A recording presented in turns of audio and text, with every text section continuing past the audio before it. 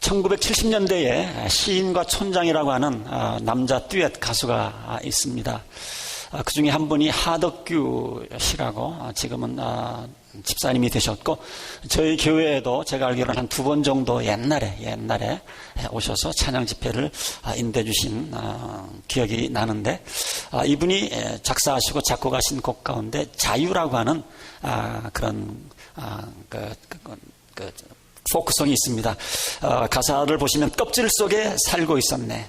내 어린 영은 껍질이 난지 내가 껍질인지 모르고 자유하지 못하고 살았다. 그래서 자유하며 살겠다. 사실은 조금 이렇게 은유법으로 그리스도 안에서 내가 자유하며 살겠다고 하는 이런 사실은 이제 복음성과 비슷한 그런 포크송인데, 거기 후렴에 보면 계속 자유라고 하는 그런 후렴이 나옵니다.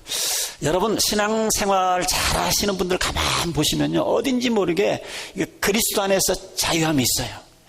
그런데 여러분들이 신앙생활 한지 오래되면 오래될수록 내 안에 자유함이 없다고 하는 거는 여러분들 신앙생활 지금 거꾸로 하고 있는 거고 잘못하는 겁니다. 여러분들, 우리가 그리스도 안에서 우리가 누릴 수 있는 특권이면서 의무가 뭐냐면 이 자유예요. 자유. 여러분들 자유하십니까? 네. 자유하세요. 자유하셔야 됩니다. 저는 1980년대 중반에 신학교를 갔는데, 지금도 제가 기억나는 게, 참 그 신학교 가가지고 이제 한국에서 온 지도 얼마 안 됐고 참 모든 게 생소한데, 신학교 갔는데, 신학교 가면 참 그 동역자들이, 전도사들이, 신학 공부하시는 분들이 저를 따뜻하게 맞아 줄 거라고 생각을 했는데, 그런 기대감으로 갔는데 사실은 굉장히 저한테는 참 지금도 생생하게 기억이 나는데 너무너무 힘들었어요. 시험에 들었어요. 너무들 인사들도 안 하고 끼리끼리 몰려 다니는 것 같고, 아무리 이렇게 좀 같이 사이에 들어가서 좀 교제하려고 그래도 틈새를 안 주고, 이런 것들 통해서 제가 이게 신학교 맞나 이럴 정도로 제가 마음에 큰 부담이 됐던 그런 기억이 납니다. 그래서 때로는 이제 2교시 수업을 가면 1교시 수업 마치고 나오는 학생들끼리 만나면 많은 학생들을 만나는데 몇몇 학생들만 인사를 하지 않는 그런 모습을 보면서 제가 굉장히 힘들었고 시험을 받았는데, 그러다가 내가 신학 공부를 제대로 마칠 수 있을까 할 정도로 제가 시험에 들었었어요. 그러다가 그런 생각을 하게 됐습니다. 내가 여기 신학 공부하러 왔는데 내가 왜 나한테 인사 안 해주는 그 사람들 때문에 내가 신학교를 관둬야 되고, 그런 생각을 왜 하며 내가 왜 인사하지 않는 이런 사람들의 그 지배를 받아야 되는가? 내가 자유하지 못하고 있구나. 그래서 내가 기도를 더 열심히 세게 하고 그러고서는 강의실을 날락했던 그런 기억이 납니다. 그래서 내가 먼저 또 열심히 공손하게 먼저 인사를 하니까 얼떨결에 또 막 인사도 하고 했는데, 참 좀 마음이 좋지를 않았던 그런 기억이 납니다. 여러분들도 마찬가지, 남들 때문에 기분 나빠하고 환경 때문에 고민하는 것, 내가 남으로 하여금, 환경으로 하여금 나를 그렇게 기대하게 만들고 있다 하는 것, 여러분들 혹시 그거 경험을 해보신 분들 아마 있을 거라고 저는 생각을 합니다. 우리는 자유해야 되는데 아직도 상대방이 나를 어떻게 바라보느냐에 따라서 그냥 기분이 잡쳐가지고, 기분이 상해가지고 하루 종일 찌뿌통하게 지내는 사람들이 많이 있습니다. 사랑하는 성도 여러분, 우리가 점점 신앙생활이 성숙하면 성숙할수록 여러분들이 자유스러울 줄 아셔야 돼요. 자유를 느끼실 줄 아셔야 됩니다. 남의 영향 받지 않고, 환경의 영향 받지 않고, 그리스도 안에서, 복음 안에서 자유스러워야 되는데, 아직도 껍질 속에서 울고 있는, 상처받으며 살아가는 분들을 볼 때 너무나 안타까워요. 오늘 우리가 함께 나눈 말씀을 보면 바울의 모습을 봐도 바울은 참 자유인이었다. 자유했다는 것을 우리는 느낌을 받습니다. 빌립보서는 바울이 감옥에 있을 때 빌립보 교인들이 바울에게 보낸 헌금을 받고 너무 고마워서 쓴 편지가 사실은 이 빌립보서입니다. 바울은 로마 시민권이기 때문에 우리가 생각하는 이런 프리즌, 영창에 들어간 것이 아니라 그 당시에는 연금 상태에 있었기 때문에 또 이렇게 좀 생활비도 보내주면 그거 쓸 수 있는 그 당시의 상황이었습니다. 다른 교회는 바울의 속을 많이 썩였지만 빌립보 교회는 바울을 끝까지 기쁘게 해줬던 그런 교회인 것을 빌립보서를 읽어보면 중간중간에 그런 표현이 나옵니다. 빌립보 교회는 마케도니아 지방에 어떤 무역을 크게 하는 비즈니스 워먼, 어떤 여자분이 이제 그 바울과 만나서 시작한 교회가 빌립보 교회였거든요. 그런데 그 교회는 한번 바울과 인연을 맺었는데 끊지 않냐고 계속해서 기도하고 헌금을 보냈습니다. 그래서 바울은 이 헌금을 받고 답장을 하면서 10절에 이렇게 얘기를 합니다. 내가 주 안에서 크게 기뻐하면 너희가 나를 생각하던 것이 이제 다시 싹이 남이니 너희가 또한 이를 위하여 생각은 하였으나 기회가 없었느니라. 좀 말이 좀 이상한 것 같지만 무슨 얘기인가 하면 그동안 빌립보 교회가 바울을 열심히 도왔는데 무슨 이유인지는 모르지만 중간에 조금 뜸했던 것 같아요. 좀 끊겼던 것 같습니다. 그러다가 다시 헌금을 보내주니까 사도 바울이 고마워서 지금 빌립보를 쓰고 있는 것이죠. 그래서 사랑의 헌금을 받고 바울이 너무 감사해서 편지를 쓰는데 이런 표현이 나오죠. 너희가 나를 생각하던 것이 이제 다시 또 싹이 났구나, 이런 표현을 지금 하고 있습니다. 그리고는 바울이 빌립보 교인들이 그동안 성경금 보내다가 헌금하다가 안 하다가 다시 하니까 미안할까봐 또 이렇게 말을 덧붙이죠. 너희가 또한 이를 위하여 생각은 하였지만 기회가 없지 않았었지 않겠는가, 이렇게 또 상처받을까봐 그렇게 또 얘기를 하는 것을 봅니다. 그러면서 유명한 구절입니다. 11절 12절 바울이 자유를 얘기하고 있는데 내가 궁핍함으로 얘기하는 것이 아니라, 내가 궁핍함으로 얘기하는 것이 아니라, 이런 것들을 잘 보면 이렇게 편지를 쓰면서도 또 편지를 받는 사람들이 상처받을까봐 하여튼 온갖 머릿속에 다 모든 교인들을 생각을 하면서 편지를 쓴 것 같아요. 행여라도 마음의 짐이 될까봐, 부담이 될까봐 내가 이렇게 헌금을 받고 기뻐하는 것은 이거 돈이 모자라서가 아니라, 궁핍해서 그러는 것이 아니라 너희들이 다시 끊어졌던 헌금을 보내줘서 고마워서 그러는 것이다, 이렇게 표현을 하고 있는 것입니다. 그러면서 하는 얘기가 어떠한 형편에든지 내가 자족하기를 배웠다.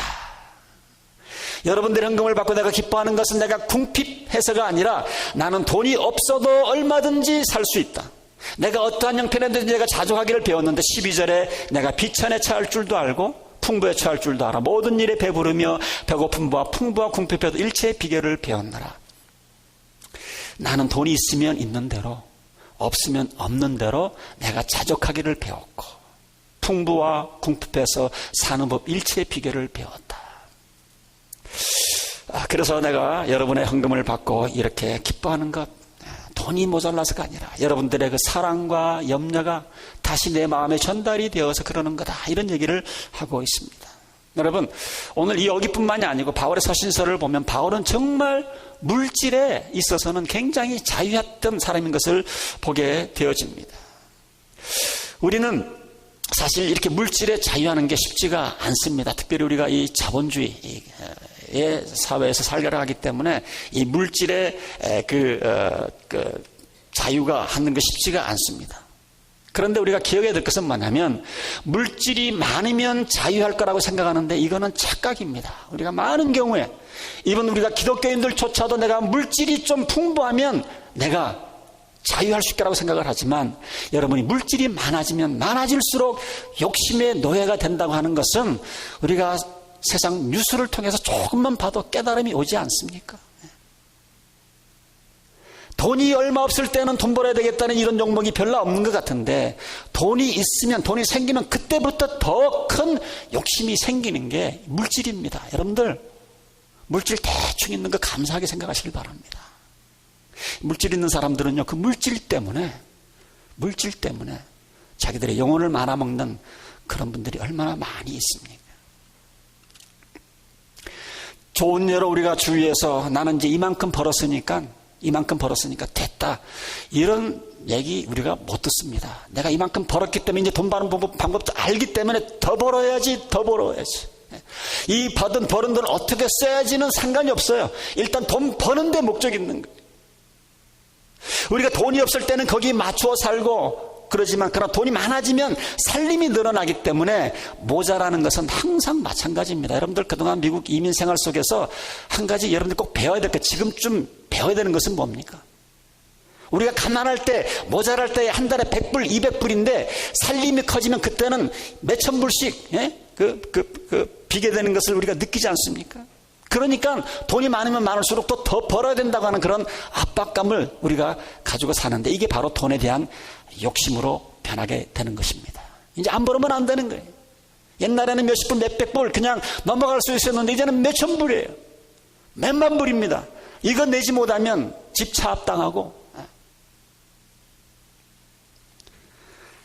이런 압박감을 느끼는데 이것이 바로 돈에 대한 욕심의 시발점이라고 볼 수가 있어요. 안 벌으면 안 되는구나. 주일을 빼먹으면서라도 나는 벌어야지. 항상 모자라는 것처럼 느끼는 이것이 바로 돈의 욕심입니다. 우리가 경제적인 여유가 있고 돈이 있으면 자유스러울 것 같은데 전혀 자유스럽지 않습니다. 여러분, 착각하시면 안 돼요. 돈이 쌓이는 순간, 그 순간부터 우리는 욕심의 노예가 되는 거예요. 여러분들 정치인들 보면서 참 우습지 않아요? 그거 좀 대충 해서 그냥 좀 은퇴하지. 그렇게 돈을 그렇게 긁어먹을 수가 있어요. 그것도 부당한 방법으로. 우리는 돈이 많으면 자올스러울 것 같은데 오히려 염려의 노예가 됩니다. 워낙 없는 사람은 도둑놈들이 들어와도 훔쳐갈 것이 없으니까 대문이라는 것이 있으나 마나죠. 요즘은 부자들이 뭐 좋은 아파트 그냥 바닷가 근처 막 럭셔리하게 지어서 살지만 저희 때만 해도 부자들은 그런 아파트 살지 않았어요. 싱글홈에서 살지 않았습니까? 부자들은 부자일수록 담이 높았어요. 담이 높았어요. 담 높은 거 가지고도 모질라가지고 거기다가 그냥 막 칠성 사이다 코카콜라 막 그 유리 그거 또 깨가지고 거기다 그것도 그렇게 해놔. 나 그거 어렸을 때 굉장히 제가 참 보기 안 좋더라고요. 오렌지 환타 막 그것도 모질라고 거기다가 또 막 그 와이어 그것도 모질라가지고 그냥 셰퍼드 개까지 그냥. 멕시코 선교를 가보시면 알지만 가끔 가다가 정말 삐까뻔쩍한 집이 있어요. 미국에 와가지고 남편이든지 아들이 와가지고 돈을 열심히 해가지고 일을 해서 돈 보내면 그거 가지고 집을 짓거나 어김없이 그런 집들은 보면 담이 높아요. 담 위에다가 한국 사람들한테 배워가지고 거기다가 와이어 쳐놓고 도둑놈 못 들어오도록 이럴까봐 그 두려움 때문에 그렇습니다. 여러분, 돈이 많다고 자유할 줄 알았는데 더 자유하지 못하고 자기 자신을 꽁꽁 이렇게 묶어놓는 거예요. 돈이 여러분 우리를 노예로 만드는 거예요. 노예로. 어떤 분들은 반대로 흔하지는 않지만 좋은 크리스찬들 가운데 또 다른 의미의 물질의 노예가 되는 분들이 있어요. 가책의 노예가 되는 거예요. 하나님께서 축복해 주셔서 물질을 주셨으면 그냥 떳떳하게 쓰면 되는 거예요. 하나님 앞에 바칠 거 바치고 쓸 때 쓰고 어려운 사람 돕고 그 다음에 주신 거 엔조이 하면서 살면 되는데 또 이게 또 가책이 돼가지고 반대로 또 물질을 또 엔조이 하지 못하고 살아가는 그것도 잘못된 겁니다. 우리 물질이 우리를 자유롭게 하는 것이 아니라 우리는 물질이 우리를 노예되게 하기가 너무 쉽습니다. 그런데 오늘 사도 바울은 나는 물질에 대해서는 자유했다. 나는 풍부에 거할 줄도 알고 이 비결을 배웠다. 자, 그러면 거꾸로 돈이 없으면 여러분들 뭐 자유하겠는가? 꼭 또 그것도 아닌 것 같아요. 가난한 사람은 가난한 사람대로 자유하지를 못합니다. 대부분 가난한 사람들을 보면 또 시기심의 노예가 되죠. 시기심.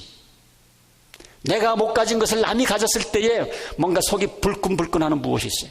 내가 못 사는 것을 남이 살 때에 배가 엎어오기 시작을 합니다. 교회에서도 신앙생활 하다 보면 가끔 시험 받는 사람들이 있다고 그러죠. 제가 저기 그 피로석 집복 지역에서 목회를 할 때 어떤 자매님이 갑자기 그냥 하얀 캐딜락을 쫙 뽑아가지고 주일날 쫙 왔어요. 참 캐딜락 보기 좋더라고요. 그런데 예배 끝나고 한 집사님, 여자 집사님이 저한테 와가지고 목사님 왜 그러죠? 마음이 자꾸 시험이 들려고 그래요. 이거 보니까 그 자매님이 캐딜락 하얀 거 뽑아오니까 이게 시험이 든다는 거예요. 저는 그때 조금 충격을 받아가지고 그때부터 제가 새 차를 못 사요. 제가 새 차를 사면 평신도들도 새 차 사면 저렇게 시험 받는데 목사가 새 차 사면 얼마나 시험 받을까? 그래도 이제 내 나이 때 뭐 새 차 하나 사는 거 괜찮겠지 해가지고 지금 제 차가 20만 마일 넘었기 때문에 살그머니 혼다 CRV 새 차 하나 샀거든요.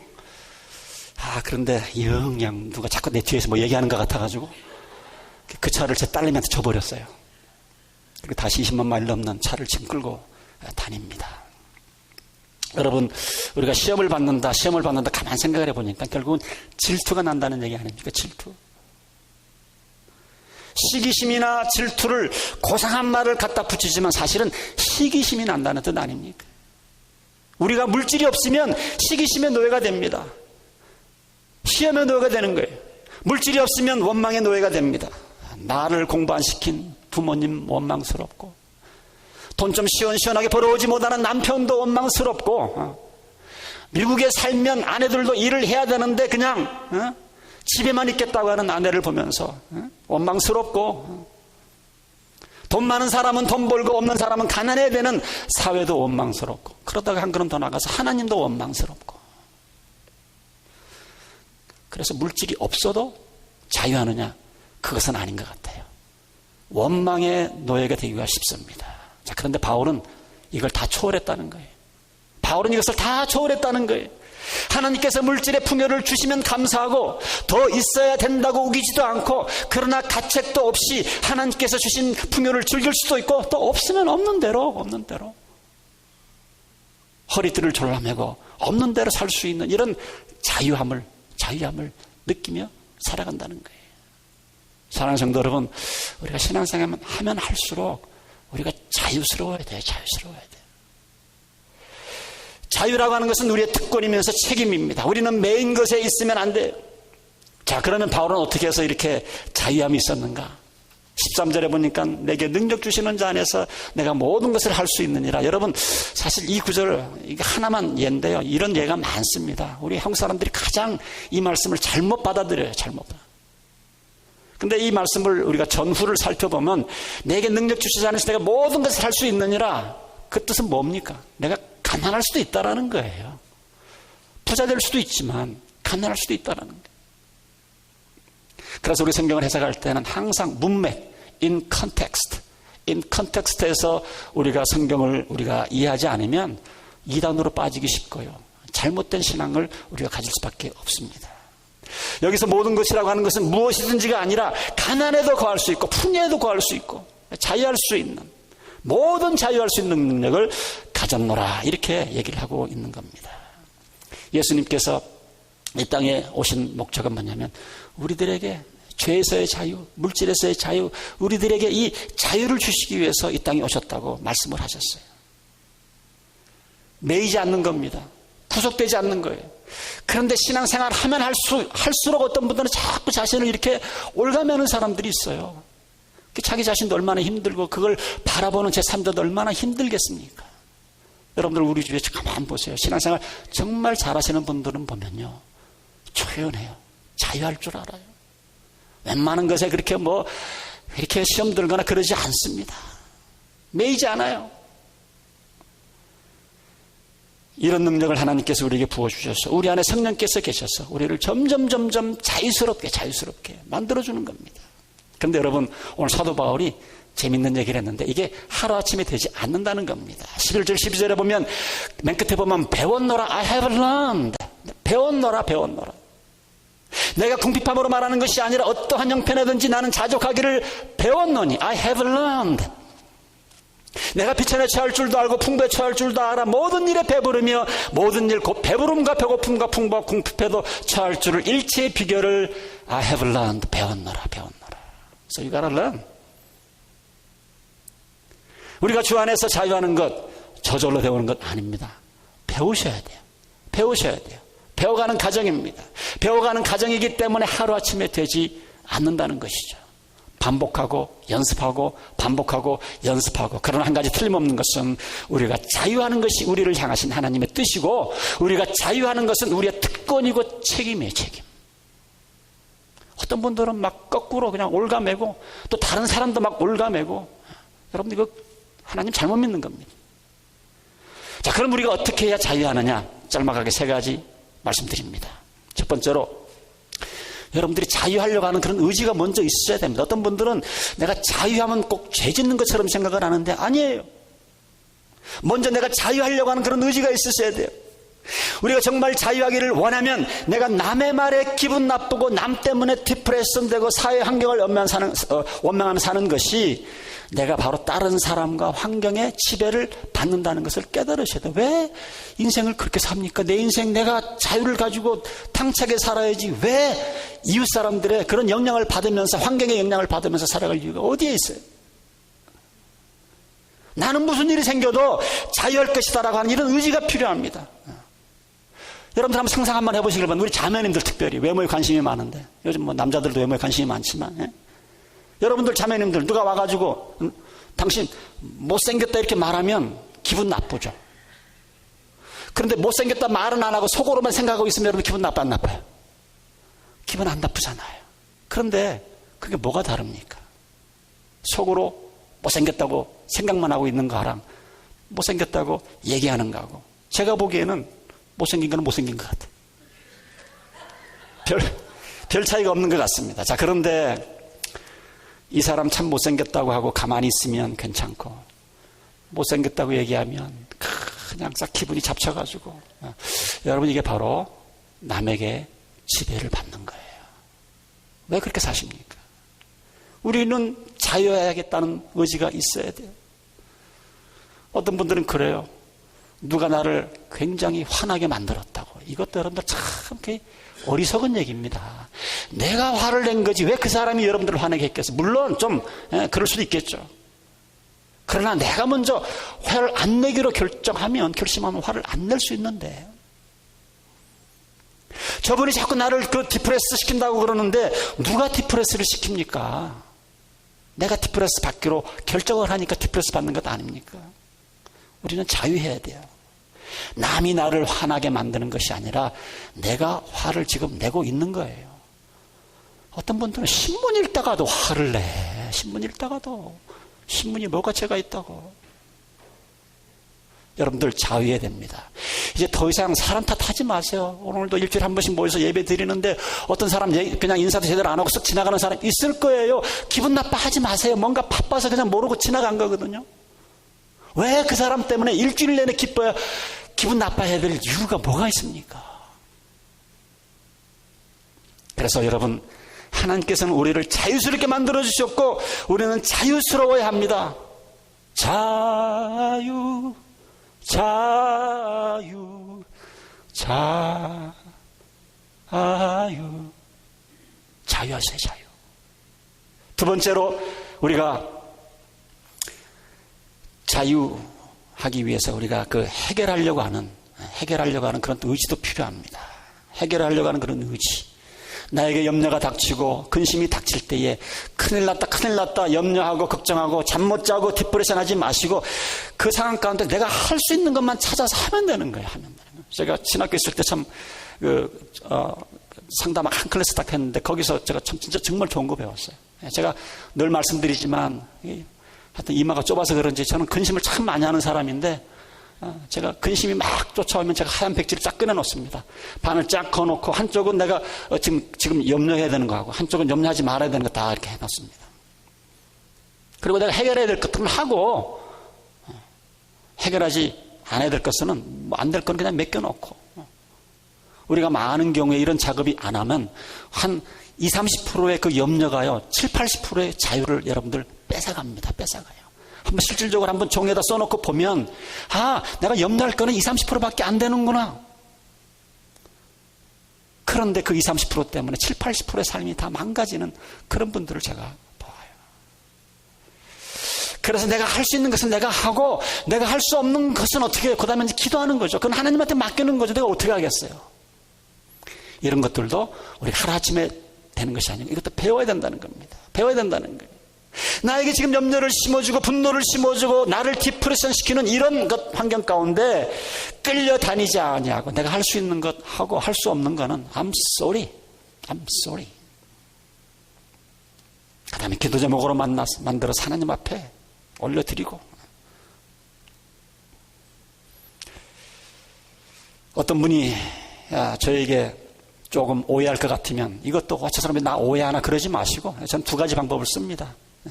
좀 이 오해가 많이 깊어질 것 같으면 제가 직접 전화를 하든지 만나서 오해를 풀려고 그래. 많은 경우에 사실 이게 좀 커뮤니케이션 때문에 오해하는 거거든요. 만나서 얘기를 해보면, 이것 때문에 저분이 저를 피하고, 이것 때문에 저분이 나한테 인사를 안 하고, 이분이 이것 때문에 나한테 이렇게 불편하게 이렇게 했구나. 그런 부분이 있어요. 그래서 제가 혹시 또 또 잘못할 수도 있죠. 그러면 또 제가 그냥 목사지만 또 목사도 사람이니까 가서 또 잘못을 구합니다. 그러나 내가 고칠 수 있는 것이 아닌 제 스타일, 제 성격, 나의 특성 이런 거는 좀 제가 이해해달라고 제가 또 양해를 구합니다. 태어난 게 이렇게 태어났는데 어떻게 해요? 어떤 거는 고치려고 무던히 노력을 해보지만 안 고쳐지는 게 있더라고요. 그런 걸 자꾸 저를 고치려고 그러면 저도 힘들고 안 고쳐지는 그런 모습을 보면서 여러분들도 얼마나 힘들겠어요. 많은 경우에는 쓸데없는 오해 때문에 사실은 자유하지 못할 때가 많이 있습니다. 그럴 때는 서로 만나서 이야기를 하시고 그러다 보면 자유함을 얻을 수가 있어요. 자유함을 얻을 수 있어요.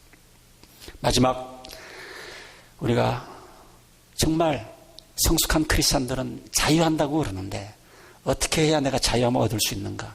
여러분들 마지막 세 번째는 변하고자 하는 그런 의지가 있어야 됩니다. 변하고자 하는 의지.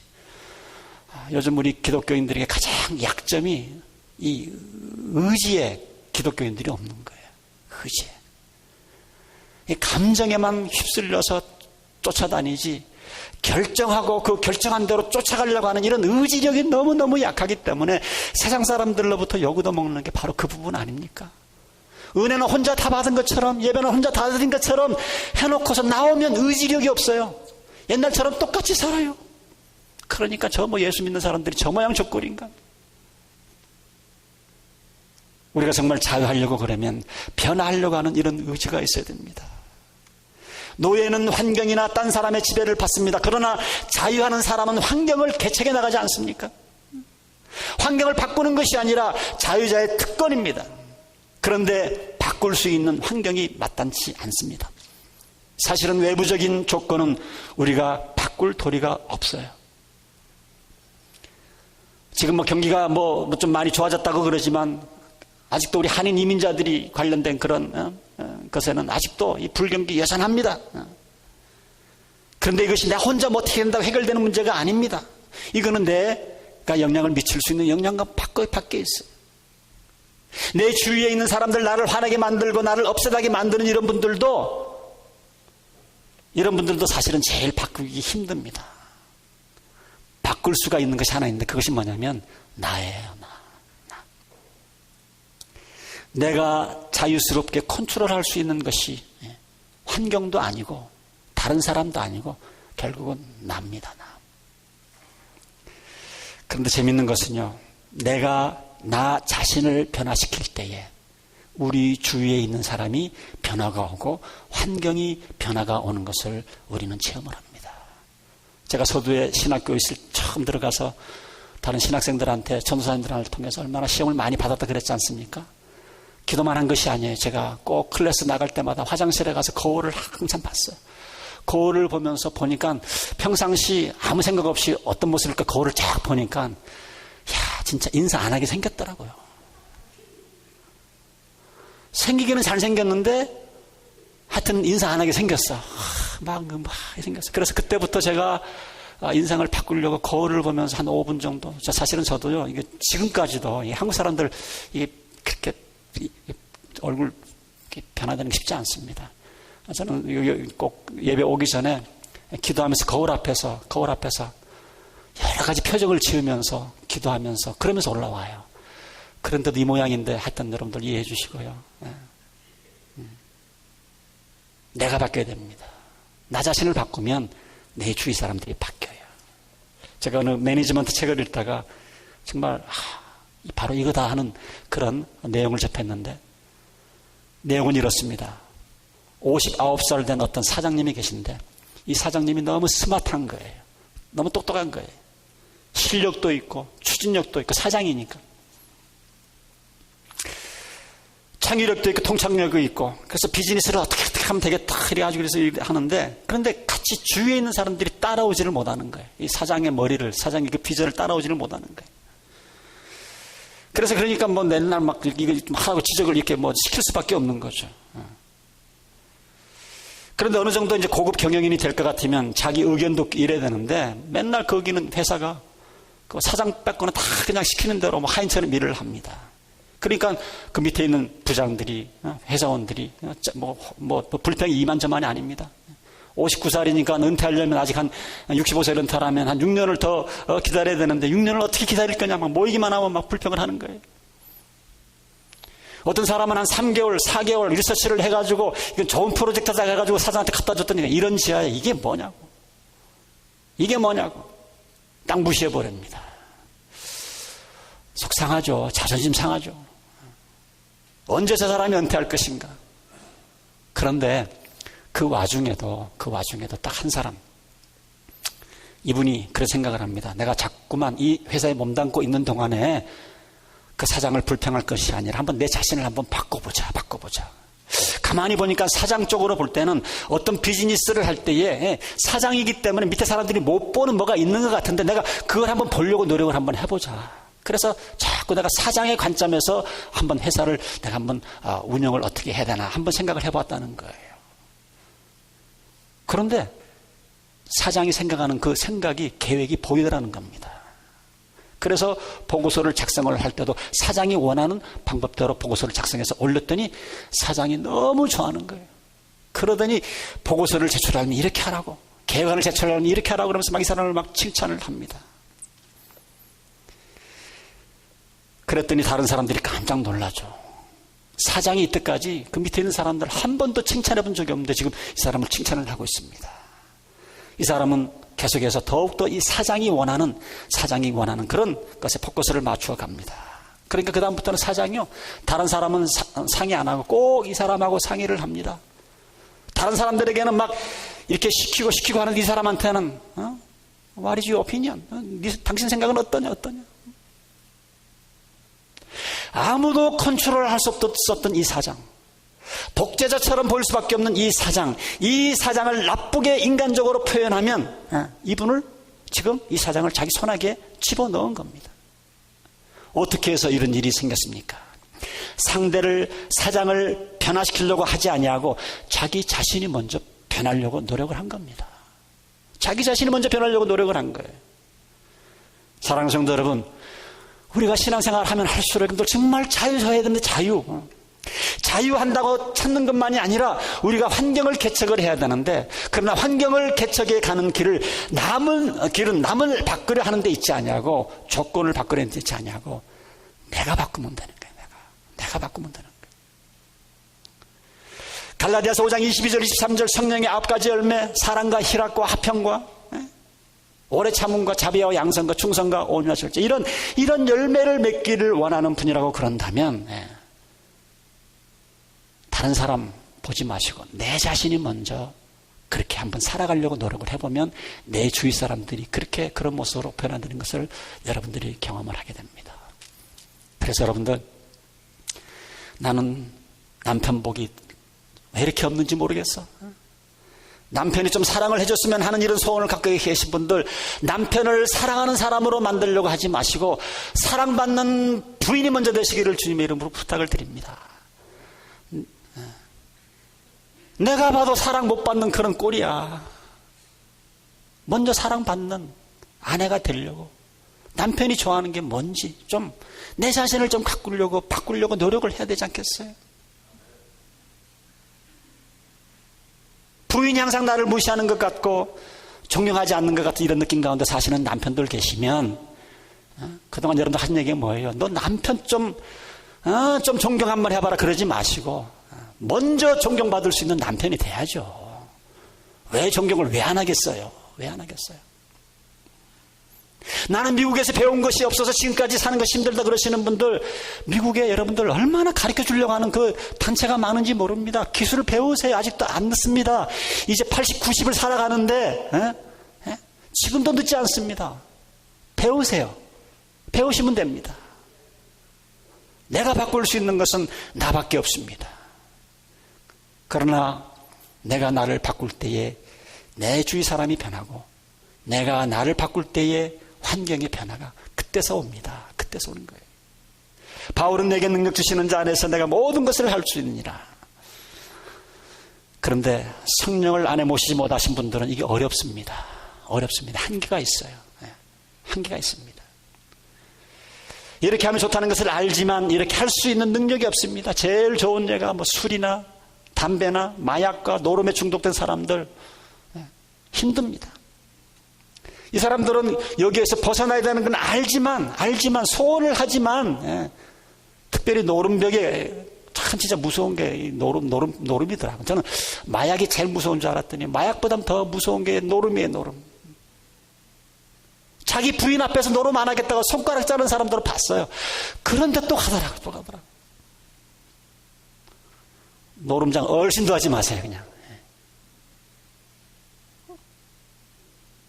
그러나 우리가 성령님을 모신 우리들에게는 능력이 계신 성령께서 우리 안에 계시기 때문에 우리는 이거 할 수 있는 거예요. 우리는 할 수 있는 거예요. 내게 능력 주시는 자 안에서 내가 모든 것을 할 수 있느니라. 이것은 우리의 모든 고백이 될 수 있는 겁니다. 그래서 우리가 즐기기 위해서 우리는 자유해야 됩니다. 자유. 사랑하는 성도 여러분, 이제 말씀을 마치면서 그동안 너무나 많은 사람들의 지배를 받았고, 그동안 너무 환경 탓했던 사람들, 남편 탓했던 사람들, 아내 탓했던 사람들, 교회 탓했던 사람들, 부모 탓했던 사람들, 오늘 이 시간부터 남 탓하지 마시고 나는 자유인이 되리라 꼭 결심하시고, 무슨 일이 생기든지 간에 큰일 났다 하지 마시고, 내가 할 수 있는 것이 뭐냐, 내가 할 수 있는 거는 하고 할 수 없는 거는 기도로 바꾸고. 그래서 여러분들, 오늘 사도 바울의 이 고백, 내가 어떤 환경에서도 나는 자유할 수 있다, 이 고백이 여러분과 저에게 있어지기를 주님의 이름으로 축원드립니다. 기도하겠습니다.